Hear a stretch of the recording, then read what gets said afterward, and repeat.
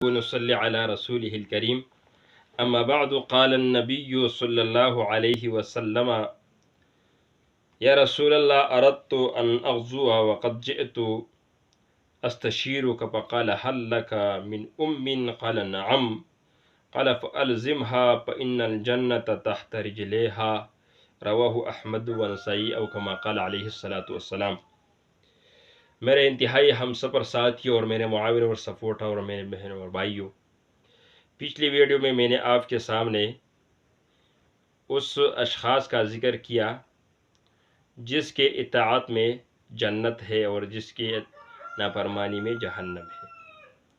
آج ایک مرتبہ پھر میں آپ کے سامنے والدہ کے بارے میں کچھ وضاحت کرنا چاہتا ہوں اور اس حدیث کی روشنی میں کروں گا۔ رسول اللہ صلی اللہ علیہ وسلم کے سامنے اور ان کے پاس ایک شخص آیا اور ان نے پوچھا یا رسول اللہ میں جہاد کرنا چاہتا ہوں اور آپ کے پاس مشورے کی غرض سے آیا ہوں۔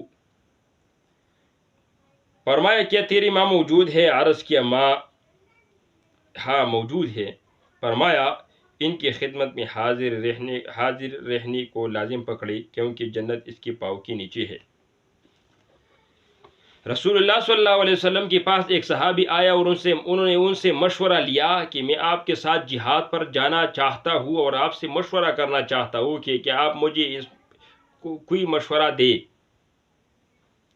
رسول اللہ صلی اللہ علیہ وسلم نے فرمایا آپ کی ماں زندہ ہے؟ تو انہوں نے کہا جی زندہ ہے۔ تو انہوں نے کہا اپنی ماں کی خدمت کرو، ان کی قدموں کے نیچے جنت ہے۔ اسلام میں جہاد کی اہمیت کچھ ایسے ہے اور وہ بہت ظاہر ہے، مگر والدین کی خدمت گزاری کا درجہ اس سے بھی بڑھ کر ہے۔ ان کی اجازت کے بغیر جہاد میں جانا جائز نہیں ہے کہ جہاد کے میدان میں سر ہتھیلی پر رکھ کر جاتا ہوں اور ہر وقت جان جانے کا امکان ہے، اس لیے والدین کی اجازت کے بغیر اس کو اپنے جسم کو جان کو کھونے کا حق نہیں ہے۔ جس کو ان کی خدمت گزاری کے لیے وقف ہونا چاہتا ہے، اسی لیے حدیث شریف میں بھی یہی فرمایا میں نے آپ کے سامنے پڑھی کہ جہاد کا کتنا مرتبہ ہے کہ ایک شخص جا کر اپنے گھر بار کو چھوڑ کر اللہ کے راستے میں جہاد کرتے ہیں، لیکن رسول اللہ صلی اللہ علیہ وسلم نے فرمایا اس صحابی کو کہ آپ کے گھر میں ماں ہے؟ تو انہوں نے کہا جی ماں موجود ہے۔ تو انہوں نے کہا جا اپنی ماں کی خدمت کرے۔ یعنی جہاد ایک افضل عمل ہے، جہاد سے کوئی عمل بہت بلند اور اعلیٰ مرتبے والا کوئی نہیں۔ لیکن پھر رسول اللہ صلی اللہ علیہ وسلم رسول سے کیا فرمایا؟ اپنے ماں باپ کی خدمت کرو۔ ہے دیکھا جائے کہ ایک بچہ آ کر اپنی ماں کو گولیاں مارتی ہے، اپنی ماں کو گالیاں دیتی ہے، اپنی ماں کو برا بلا کہتے ہیں، اپنی ماں کو اس مقام نہیں دیتے جس مقام ان کو رسول اللہ صلی اللہ علیہ وسلم نے نہیں دیا، اپنے ماں کو اس نظر سے نہیں دیکھتے جس نظر میں ان کے لیے حج مقبول کا ثواب ہے، اپنی ماں کی اس عزت اور احترام نہیں کرتے جس عزت اور احترام میں ان کے لیے جنت ہے۔ تو کیا یہ انسان جنت میں جائے گا؟ اس میں جنت میں نہ جانے کا ذریعہ یہ ماں باپ ہے ان کے لیے کہ انہوں نے ان کی خدمت نہیں کی، ان کی تابعداری نہیں کی، ان کی ایسے دعائیں نہیں لی، ان سے نہیں لی جو دعا ان کو دنیا میں بھی اور آخرت میں بھی کامیاب کرتے ہیں۔ تو یہ انسان کے لیے، یہ اس شخص کے لیے جو وہ جنت میں نہیں جاتی، تو یہ والدین کا خدمت نہ کرنا ہے۔ اگر انہوں نے والدین کی خدمت اچھی طرح سے کی تو یہ ان کے لیے جنت میں جانے کا ذریعہ بن جاتی ہے۔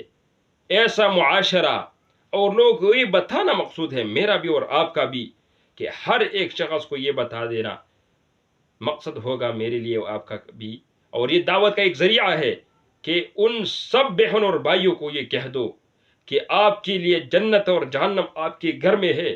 اگر آپ نے اپنے ماں باپ کی خدمت اچھی طرح سے کی تو یہ جنت میں جانے کا ذریعہ ہے آپ کے لیے، اگر آپ نے اپنے ماں باپ کی اچھی طرح خدمت نہیں کی تو یہ آپ کے لیے جہنم جانے کا ذریعہ ہے۔ اگر ایک صحابی رسول صلی اللہ علیہ وسلم رسول اللہ صلی اللہ علیہ وسلم جہاد میں نہ جانے سے منع کرتے ہیں، جہاد میں جانے سے منع کرتے ہیں، تو یہ ہم اور ہمارے اور آپ کے لیے کیا عذر ہوگا؟ وہ بہت پاک اور صاف دل انسان ہو، لیکن اگر انہوں نے ماں باپ کی خدمت نہیں کی تو یہ ان کے لیے دنیا میں ناکامی کا اور آخرت میں بھی ناکامی کا ذریعہ بن جاتی ہے۔